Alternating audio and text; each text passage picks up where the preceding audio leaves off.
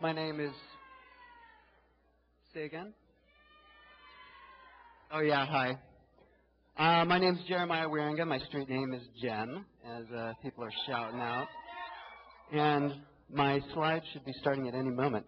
What I'm going to be talking about today is studio styles, what artists are wearing in their studios. Clothes are fun, right?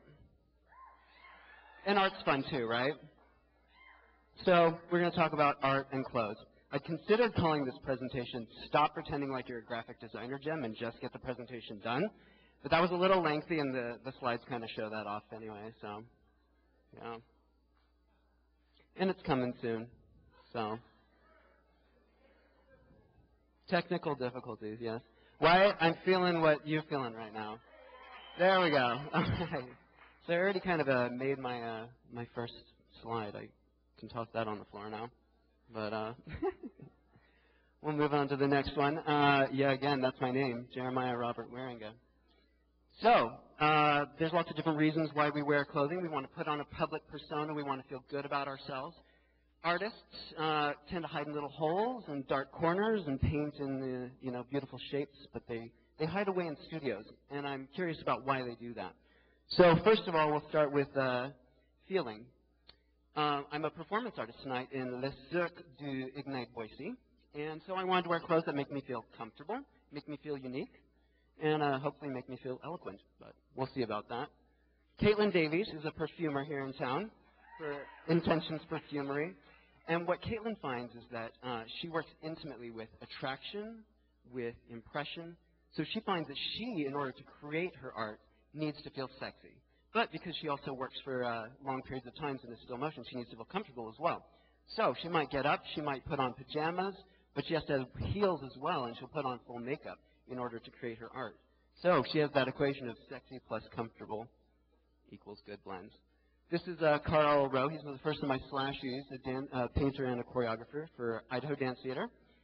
And Carl finds a progression in his art. He doesn't buy dance clothes and he doesn't buy painting clothes. He wears clothes that he's comfortable with, and as they slowly become more worn down, he will first of all wear them in the studio, choreographing. Secondly, he'll use them in the studio painting, and once they start to fall off of his body, they eventually become scraps that he uses in his studio to mop up messes. Moving on to function. Whoa, I'm way behind. Function. There's a history to a lot of, a lot of artists have tools of their trade that they have to wear special equipment for. For someone like Rod Burke, who's a horticulturist at the Idaho Botanical Gardens, he shares a studio with Mother Nature, so that dictates a lot of what he has to wear. He's been there 13 years, so he has to wear clothing that protects him from sun, protects him from weather, protects him from worms and ickiness. Although he has two wardrobes, one for gardening and one for meetings, etc., he finds that he can't sometimes resist, and he has to get down in the mud, even in his good clothes. Philip Vogelpohl is the glass blower and owner of Boise Art Glass, and Philip finds that because he's working with 2,300 degrees of hotness, he has to wear a special suit. It's silver. This is it right here. He has to wear a special face mask. So it's the look of the future, really, that he has to work with. Or you could think of it as a medieval retro throwback fighting the dragons of mediocre art. Either or. Next we have form. There's a long and storied history to a lot of different art professions. For example, a chef. The typical chef outfit came into parlance around 1850. And, we're moving right on to Lauren. Wow, it's just going on. Lauren is a dancer. She's going to be starting with Trey McIntyre next week, actually, down in Florida. And she finds that both in respect to the history of dance, she needs to wear leotards and tights, but also it's a matter of professionalism. When she's choreographing, she's another one of my slashies, she wants to feel accessible, and she wants to feel in communication with her dancers, so she'll dress down, and she always wears this hat, too. It's really funny. It's about being just informal, so she needs to feel that motion as well.